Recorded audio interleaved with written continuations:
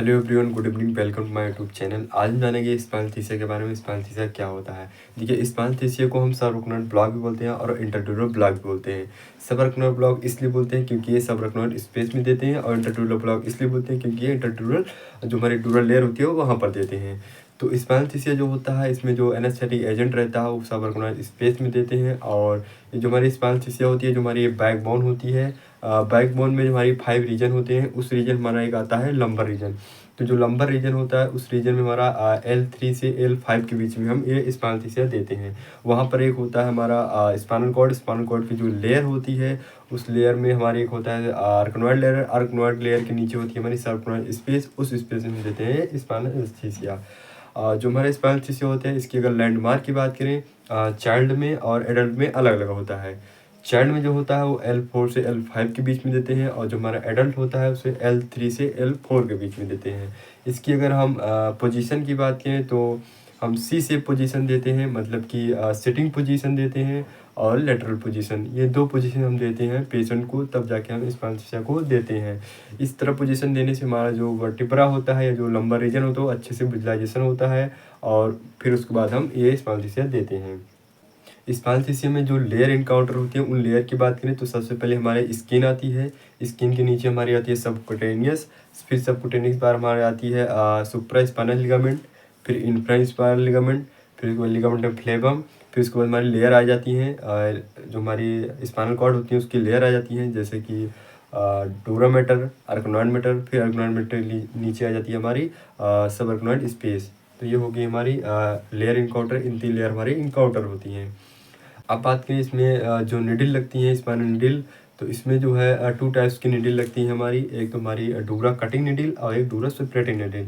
जो डूरा cutting needle होती है वो यू शेप पंचर करती है हमारी स्किन को, और डूरा सेपरेटिंग जो होती है वो पेंसिल पॉइंटेड होती है, वो पेंसिल पॉइंट हमारी सेपरेट करती हैं। जो डूरा कटिंग हमारी निडिल होती है वो ज़्यादा उसमें से सब लॉस होता है, क्योंकि इसमें यू शेप पंक्चर होता है, जिससे हमारा से सब ज़्यादा लॉस होता है। और इसमें एग्जाम्पल की बात करें तो हमारी क्विंकी आती है।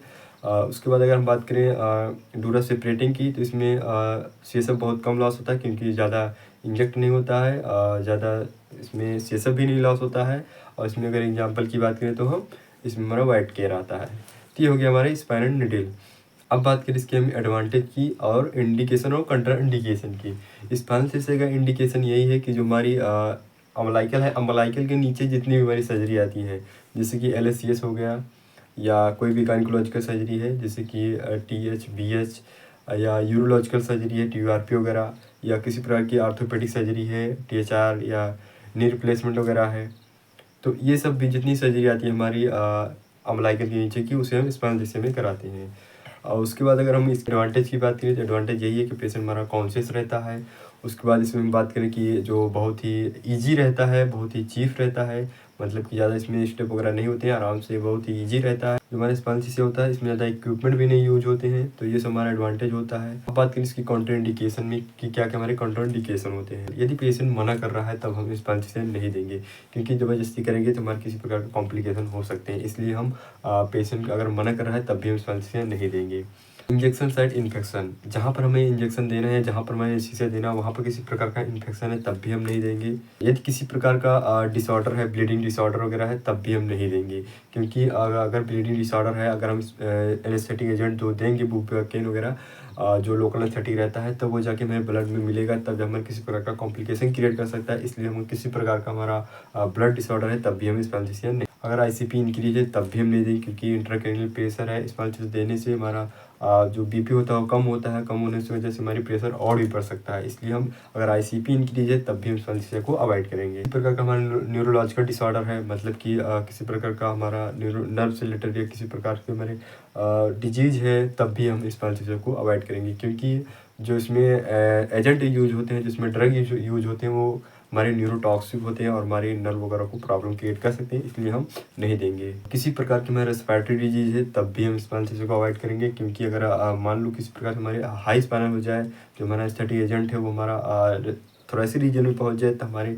प्रॉब्लम क्रिएट कर सकता है। इसलिए हम अगर किसी प्रकार का किसी प्रकार का हमारा रेस्पिरेटरी प्रॉब्लम है, तब भी हम स्पाइनल एनेस्थीसिया को अवॉइड करेंगे। अब बात करें इसमें जो भी हमारे एजेंट यूज़ होते हैं स्पाइनल एनेस्थीसिया एजेंट, तो इसमें बुप्रोपिन यूज़ होता है या लिग्नोकेन भी यूज़ होता है। सबसे ज़्यादा बुप्रोपिन यूज़ होता है। बुप्रोपिन जो होता है हमारा लोकल एनेस्थेटिक है, जो कि हमारा बुप्रोपिन हैवी नाम से आता है। इसमें जो कंसंट्रेशन होता है बुप्रोपिन 0.5% रहता है और 8% हमारा डेक्सट्रोज रहता है। तो ये हमारा बुप्रोपिन, और उसमें लिग्नोकेन भी आता है और रोपिवाकेन भी आता है। तो बहुत सारे मेरे लोकल एनेस्थेटिक आते हैं जो कि हमारा यूज होते हैं। अब बात करें इसमें कॉम्प्लिकेशन कितने आते हैं, मतलब कि स्पाइनल देने के बाद हमें क्या क्या कॉम्प्लिकेशन देखने को मिलते हैं। तो मेनली इसमें जैसे कि हेडेक वगैरह हो गया, हेडेक इसमें होता है क्योंकि जो हमारा सीएसएफ होता है वो बहुत लॉस हो जाता है, जिसकी वजह से हमारा ब्रेन तक प्रॉपर नहीं पहुंच पाता सीएसएफ, और फिर उसके बाद हमें हेडेक होता है। तो हमारा हेडेक एक कॉम्प्लिकेशन हो जाता है। हाइपोटेंशन जो होता है क्योंकि सीएसएफ लॉस हुआ, जिसकी वजह से वहाँ पर फ्लूइड कम हुआ, तब जाके हमारे हाइपोटेंशन भी होता है। उसके बाद नोजिया वोमिटिंग, ये सब हमारे कॉम्प्लिकेशन देखने को मिलते हैं।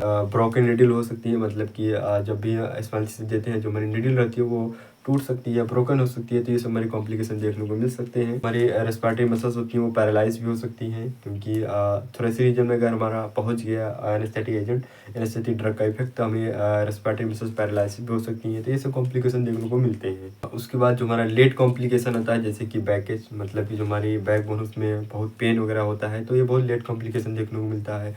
उसके बाद इन्फेक्शन हो सकते हैं, मतलब कि ये लेट में कॉम्प्लिकेशन देखने को मिलता है। मेनिंजाइटिस वगैरह हो सकता है। तो ये सब हमारे कॉम्प्लिकेशन होते हैं।